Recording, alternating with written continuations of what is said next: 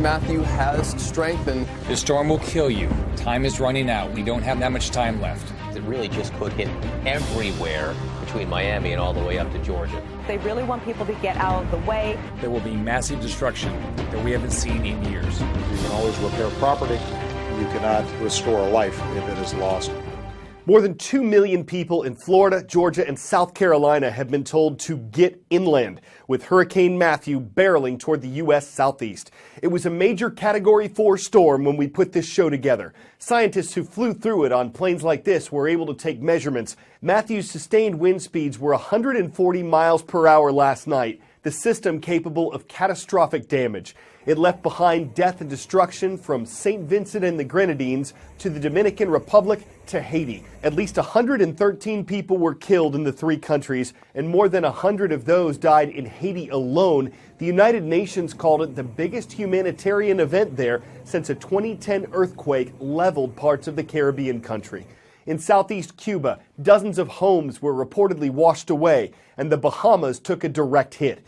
Matthew was headed toward Florida and expected to come ashore early Friday morning, but forecasters couldn't say for sure. Its exact path was uncertain. Besides winds that can knock down walls, one facet of a hurricane that's so dangerous for coastal communities is the storm surge, the wall of ocean water it blows ashore.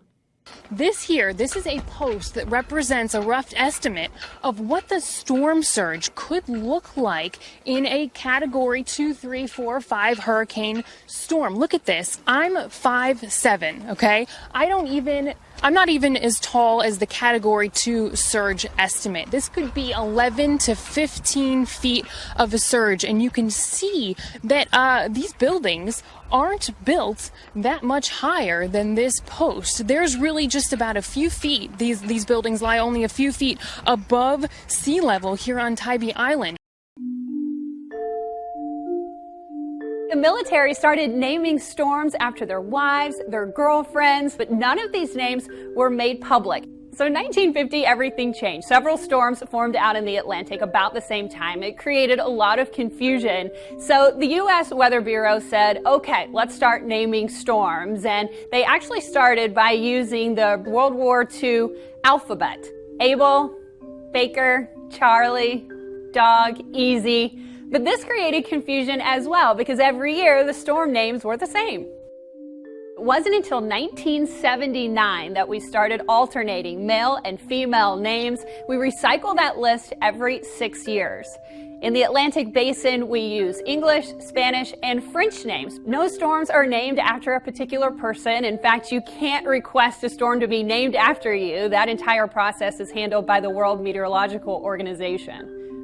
A storm name will be retired if it is too costly or deadly, and it would be inappropriate to use it in future years. In fact, since 1950, there have been nearly 80 storm names retired. And what happens if we go through all of the storm names? Well, it happened in 2005. We ended up going to the Greek alphabet. So that's what's in a name. It took a long time to get here, but just like each individual name, each storm tends to have its own personality. Turning our attention now from Atlantic to Pacific, we've told you how China has been building up islands and its military presence in the South China Sea. It's something that concerns several other countries in the region, and it's seen as a challenge to the U.S., whose military ships and aircraft have been warned by China to avoid the area. It's only over the past few years that China has dramatically built up its presence here, but it's one issue concerning the Asian country that's expected to confront the next U.S. leader. Here are 3 reasons why China could be the biggest global challenge for the next U.S. president. First up, 3 words: South China Sea, where China's aggressive military expansion has stirred up tensions with its neighbors, and where the U.S. and Chinese militaries regularly face off in waters crucial to the global economy.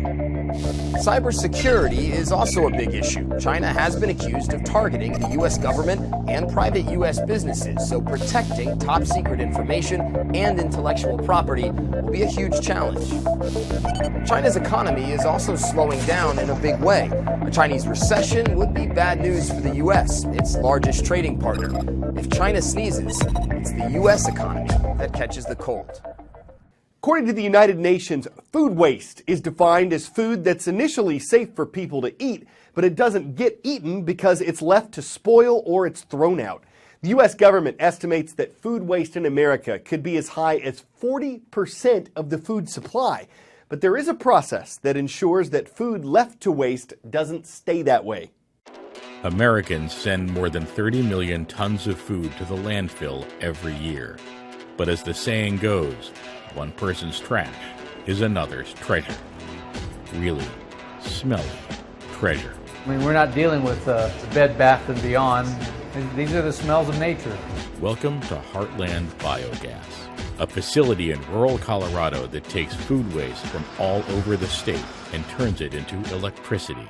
The waste comes from grocery stores, from cafeterias, from restaurants, packing houses that meat preparation, dog food or pet food manufacturing facilities, food processors, just about any place that has a food-based waste.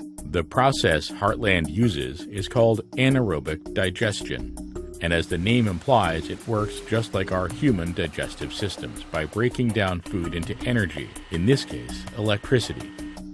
The food waste that comes into the facility is separated from any packaging, chewed up into a more digestible state, and mixed with bacteria in one of Heartland's 1.7 million gallon holding tanks.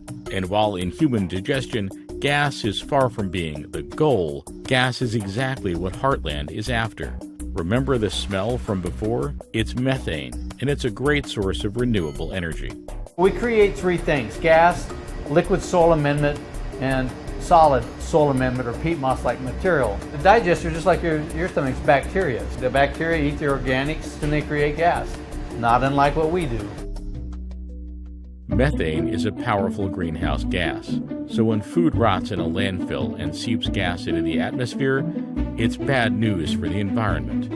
In fact, if global food waste were a country, it would be the world's third largest emitter of greenhouse gases. The methane made in Heartland's digesters is pumped into an interstate pipeline, where it can be accessed as a source of clean, renewable power, all while cutting down on harmful emissions. The vast majority of the materials that we process were originally landfilled or disposed of. We can process up to 1,200 tons a day. That's a really good-sized landfill. If you're doing 240,000 tons a year into a landfill, that's a lot of waste. And so this is a very efficient and impactful way to recapture that resource.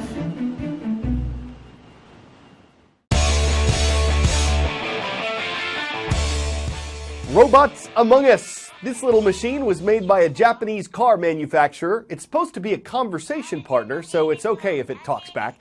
It would set you back almost $400 plus $3 a month to stay connected. This, on the other paw, is available for a one-time fee of about 120 bucks. It's being marketed as a way to bring people the comfort of a pet without the need for feeding, walking, grooming, or potty training. So will it short-circuit the pet industry? Can we expect to see Bottweilers, Chipperkeys, Battery Hounds, Irish Sensors, Bichon Fuses, and Cirque-Italian Greyhounds replace our best friends? If that were to happen, every breed would become a toy. I'm Carl Azus. Hope you have a great weekend ahead.